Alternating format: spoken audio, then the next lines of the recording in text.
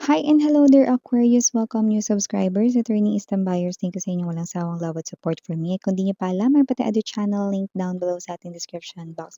So if interesado, click lamang yung link na yan para kayo mapunta there at araw-araw nag-upload po tayo ng collective readings for all signs doon. At yun yung lahat ng gender dito, so by lalaki, LGBT, everybody, welcome. Pwede rin pong i-switch ang mga roles dahil possible talaga magkapalit-palit kasi general reading ito. And at the end of the day, lahat ay may free will na free niyong gamitin anytime, where? So, let's see your November 2025 messages, Aquarius. Crosswatchers ni Aquarius, welcome ka rin sa may Aquarius placement sa natal/birth chart. Welcome din kayo. Just take only what resonates, guys. Okay? Archangel Michael and Angel Guides, thank you so much rin sa palagiang presence ninyo sa reading ni Aquarius. Can we get messages for their November 2025, please?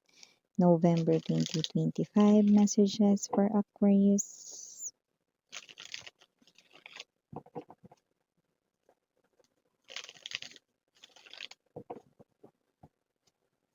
Okay, so let us see your messages, Aquarius. You have here Hangman in reverse, Ace of Swords, Knight of Swords, Emperor, High Priestess, Justice, bottom of the deck, Nine of Cups, Knight of Coins, and the Eight of Cups. Pero nakita natin yung death energy. Okay? Bago natin ito inilapag, no? Nung ating hawak pa dito, no? You can rewind ng konti na para makita nyo rin yun, no? So, yeah. I do see meron kayo ritong gadget, no? Na magbababay na. Hindi dahil mai-snatch yan kundi tapos na ang kanyang serbisyo, 'no. Puwedeng matagal na rin yang gadget na yan or talagang paandap-andap na yan na parang ilaw, 'no. So, maaaring palitan niyo na yan ngayong November or maaaring November yan masira, 'no. So, I do see na wag mag-alala, hindi naman yan tao or whatsoever, 'no. Ito ay napapalitan. So, more likely ito ay material things, 'no, from the looks of this Nine of Cups energy. And with the Knight of Pentacles, matagal mo na rin kasing nagagamit yan, yan. Puwede po yang gadget, electronics, 'no, na mga gamit, okey, or ano man yan, 'no, na nakikita ko ditong papalitan mo na, okey. More likely electronic na gamit, yung desaksak, okey. Or yung iba naman kung hindi 'no, basta may papalitan kayo dito na gamit kasi may masisira na, okey. So, ang maganda gamit 'no, napapalitan din naman. So, maliban diyan, Aquarius, may energy rin dito. Meron dito na maaaring hindi kayo masyado makapag-isip dito. Maaaring distracted kayo or ma-distract kayo. Kasi ngayong November, maaaring may magustuhan kayong person, no, at distracted kayo sa kanya. Uy! We have here the Emperor and the Hangman right here, right here. I do see na kung sino man 'tong energy na 'to, no, puwedeng may energy kayo rito na hindi niyo siya rito maalis sa inyong isipan, 'no. May energy kayo rito na parang bago lang 'tong person na 'to or makikilala mo pa lang siya, basta 'pag nakilala mo siya 'no, or makita mo siya rito hindi na siya mawawala sa isip mo 'no, kahit may ginagawa ka mapapasali na siya. Basta kapag nakita mo siya or magmula ng makita mo siya maiisip mo na rin siya. Sino ba yang lucky girl na yan or lucky person na yan, lucky man na yan, lucky boy? At ang gender dito na nakikita natin dito 'no, someone here will be inside your thoughts, simula November. Pero yung iba advance, na-meet niyo na, simula ng na-meet niyo siya or natagpuan niyo siya or nakita niyo siya somewhere, hindi na talaga siya nawala sa isip niyo, okay. So, maliban diyan, another message dito para sa'yo, Aqua, Ace of Swords, High Priestess right here. Mukhang meron ka ditong iniisip 'no, kaso parang ang hirap naman ata nitong bagay na 'to kasi parang may kinalaman ito sa pera, Aqua. Sa nakikita natin dito, puwedeng meron kang secret na hindi mo puwedeng sabihin sa iba pero kailangan mo ng tulong pinansyal. May energy na ganito, puwedeng sikreto lang kasi sana 'to, ngayon konti lang kasi yung mapagkakatiwalaang tao rito sa paligid mo 'no. So, yung energy ng hindi magdadaldal, hindi magkakalat ng rumors, gossips 'no, or gawa-gawa ng kuwento 'no. So, iilan lang yun, okey, lalo na kapagka ang issue ay may kinalaman sa pera 'no. So, parang dito hindi mo alam kung lalapitan mo rin ba rito yung ibang mga tao na kakilala mo rito, eh, kaso puwedeng madaldal sila. Puwedeng sila rito 'no ay may energy ng makuwento or, um, minsan hindi mapreno yung bibig 'no. So, parang hindi mo alam pero kailangan mo ngayon ng tulong pinansiyal, 'yan 'no. Kung hindi kayo 'yan, ibig sabihin may energy-ng ganyan na kapit-kapit sa inyong energy or kapit na kapit I mean, bulol. Bulol talaga sa Tagalog. Sorry mga babes, okay? I do apologize. So moving forward, we have here the Knight of Swords energy and the Ace of Swords. I do see someone here confessing yung kanya ritong mga nagawa sa'yo. Dati in denial 'tong person na 'to pero ngayon aaminin niya na rito. Pero 'wag ka magpadala dahil may kailangan lang kasi 'yan. Kaya nagpapakatotoo 'yan kasi may kailangan lang siya rito sa'yo, okey? Puwedeng meron siyang gustong malaman sa yung information more likely or meron siyang importante na information na gusto niya sa'yo mismo manggaling para mapaniwalaan niya kung ito ba ay totoo or hindi. So, puwedeng 'yan ay verification ng kung ano yung nasagap niya or narinig niya sa iba na gusto niya mismo manggaling sa'yo. Okey.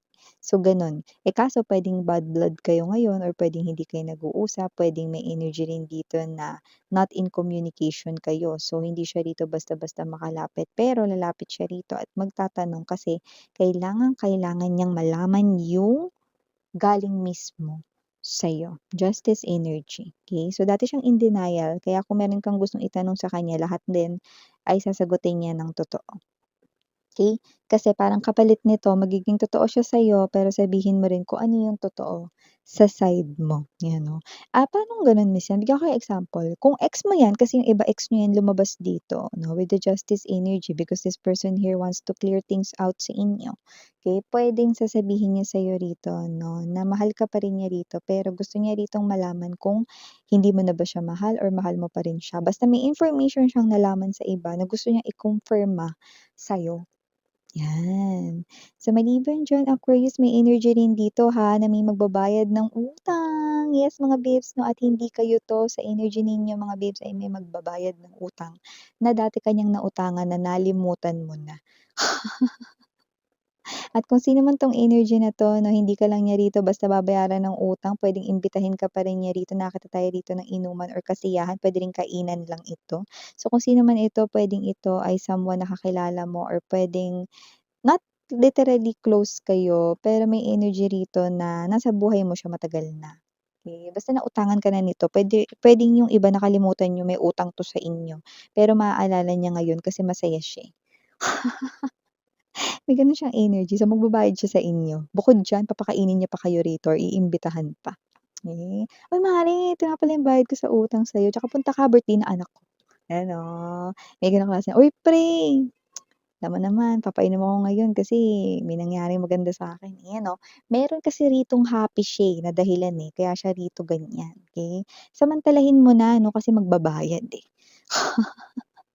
Maliban diyan, Aquarius, may energy rin dito na maaaring meron ka ng hindi kausapin ever or simula November hindi mo na talaga siya papansinin or kakausapin. Puwedeng ito ay FO, puwedeng ito ay friend mo or puwedeng kaklase mo dati or dati mong nakasama sa trabaho na hindi mo na kausapin dito talaga.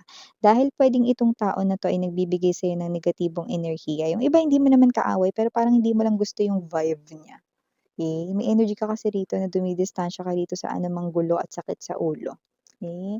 Kaya puwedeng hindi mo lang siya i-cut off sa social media mo, sa Facebook, Instagram, Telegram, or ano man 'yan 'no, kundi pati na rin sa life mo, like hindi mo na talaga siya kakausapin ever, may ika-cut off ka talaga dito. Yung iba hindi lang isa, I'm seeing 2 to 3, 'yan. Okey rin lang 'yun 'no, hindi naman lahat kailangan, nasa life ninyo. Kung hindi naman nakakatulong sa energy mo at nagde-drain pa, then let them go, 'di ba? Let them go, let them go.